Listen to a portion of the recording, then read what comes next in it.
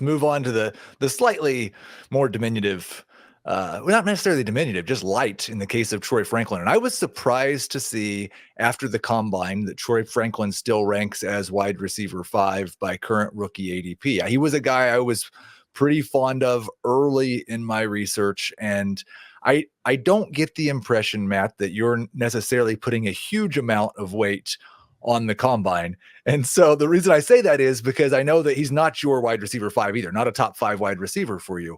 And so what, I guess you can talk about the good things about Troy Franklin as well, but what are the things that are concerns for you?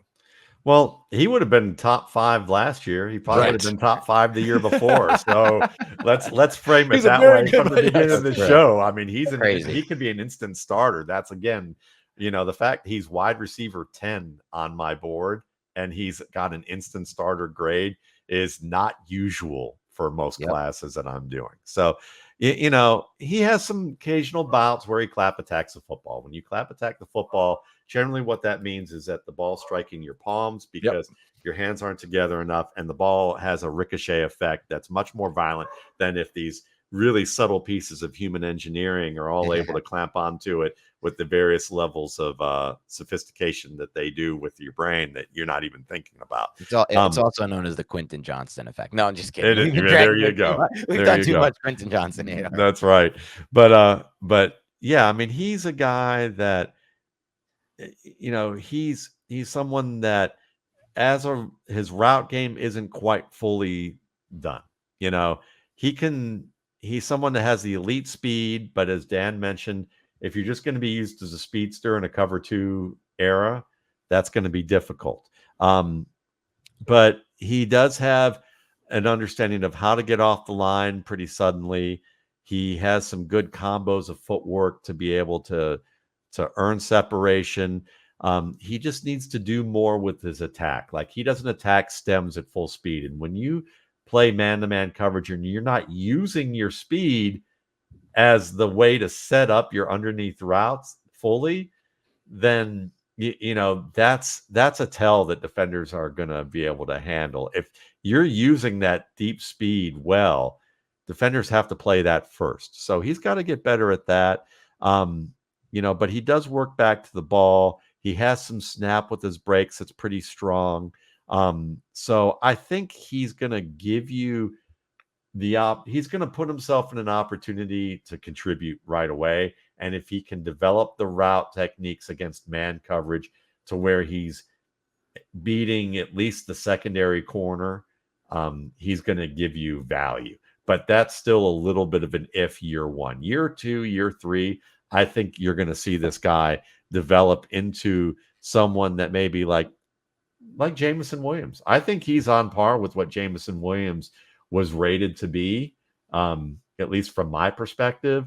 And then maybe a guy that I really liked that just couldn't stay healthy, but I thought was more talented than both of them was Paul Richardson. I thought Paul Richardson was a dog, and he was an unbelievable, anybody who would win the Matt Waldman RSP Brandon Lloyd Invitational on pass catching, aerial pass catching, gets bonus points in my book. And Troy Franklin, I don't know if he's quite there, but he's got some comparable things with Paul Richardson. Yeah, my only follow-up there would be, like, I feel the exact same way as Matt. In any other class, especially last year's class, he'd be up there for me. In this class, he's probably closer to that 10 range for me as well. I think what I would want to see personally, I would want to see him in like a Mike McDaniel kind of offense if he can get to that kind of fit. Like, that's where I want to see Troy Franklin. As far as what do we want for fantasy, how do we get some points for fantasy, and how do we maximize their usage there? So that's where I'm at with Franklin. So I do want to ask you, Max, I kind of stumbled over the size before. He's 6'1", but only 176. Now, the 6'1" part's absolutely fine. 176 is a lot, for me at least, seems a lot different at 6'1" than it does at 5'10". Does that lightness or that light frame show up on tape as well, or is that not a problem?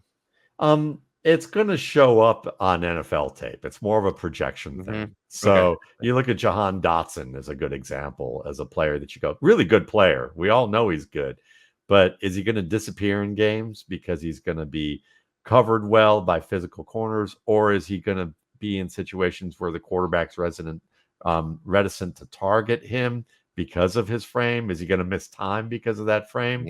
those are the things that NFL decision makers are going to have concerns about, which leads to draft capital being, declining. And it's more of a perception thing based on history. But there are also players like, Isaac Bruce, who played many years in the league, or before our time, Cliff Branch, when I was growing up and watching Mel Blount suplex the guy on his head and still play another 10 years and have a couple of Pro Bowls after that moment where it looked like he got killed on the field. So it's one of those things that I think if the player has strong routes and he can play physically tough inside, the size thing doesn't concern me as much.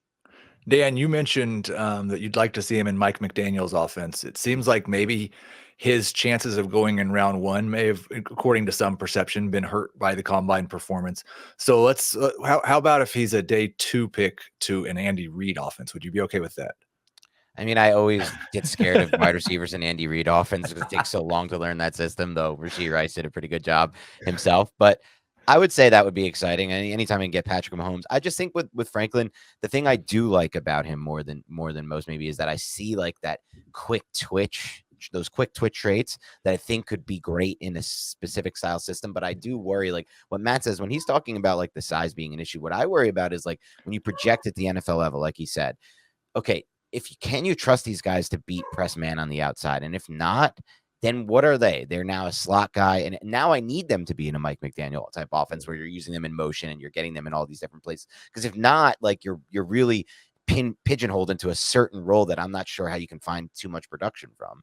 So it's an interesting spot with these receivers for me who are like a little bit under that 180 range. Though, I mean, like Matt said, there's always outliers. Like I never had this issue with Devontae Smith. I never felt like this was going to be a problem for him at the NFL level.